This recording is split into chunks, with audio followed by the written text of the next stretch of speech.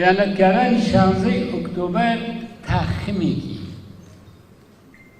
ناسراو لە ناو ڕیزەکانی یەکێتی نیشتیمانی کوردستان هەرچەندە ماوە پارتی وێچەتی گەڕینوەی شەڕی میدیایی لە بەرامبەر یەکتر بەڕێوە دەبن و تا ئەستی مریشکەڕەشە پەیوەندیەکانیان تێک دەدەن، بەڵام لە ئەمان کاتدا دوور لە چاوی میدیا و خەڵک مجامەلی یەکتر دەکەن و بەردەوامی بە کۆبوونەوەکانیان دەدەن. پارتی کاندیدەکەی کاکوشیار بوو کەشکاندمان. میدیا عێراقیەکان بڵاویان کردوتەوە و کۆبوونەوەی ناوەڕاستی هەفتەی ڕابردوو لە ماڵی ئیمام جەلەل لە بەغدا لە نێوان لایەنەکان بەڕێوەچوو شاندێکی پارتی شتیایدا بەشدار بوون. خەریکە ئەو بەگەڕی ناکۆکیەکانی نێوان پارتی وێچەتیدا دەکات و لە یەکیان نزیک دەکاتەوە.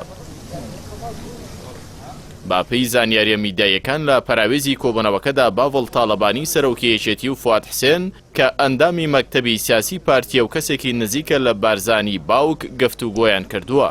لە ئەنجامیشدا جگە لەوەی کە هەردوولا لەسەر دابەشکردنی دوو وەزارەتەکەی پشکی کورد لە بەغدا ڕێککەوتون، ئاوکات لەسەر چەند پرسێکی دیکە گفتوگۆیان کردووە و بەڕیارە کۆبوونەوەی دیکەش ئەنجام بدەن.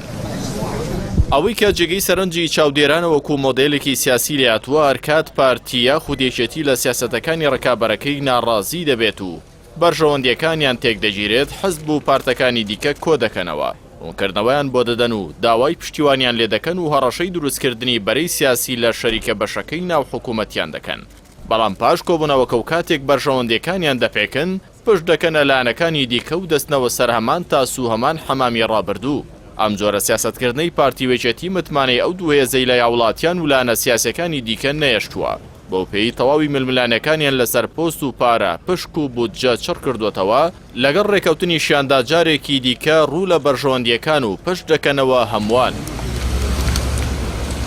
شەڕەدەنوکەکانی نێوان پارتی وێچەتی و بەردەوامی حکومڕانیە هاوبەشەکان بەڵگەی پێڕەوکردنی سیاسەتی دووفاقیە و دوو حەزبەیە بەرامبەر خەڵک و ڕایگشتی بە سەرنجدان لە بارگرژیەکان.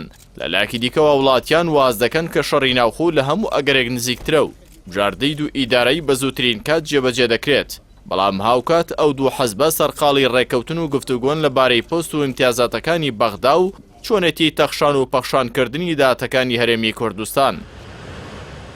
ئەم جۆرە مامەڵەکردنەی پارتی وێچەتی جگەلەوە یەکێکە لە هۆکارەکانی دروست نەبوونی گۆڕانکاری، ئاوکات هۆکاری سەرەکیە بۆ لاوازبوونی پێگەی هەرێم، نەبوونی دەستور و نەبوونی دامەزراوە و دام و دەستگا، و غیابی حکوومەتی یەکگرتو و یەکنەگرتەوەی پێشمەرگە و هێزە ئەمنیەکانی دیکە.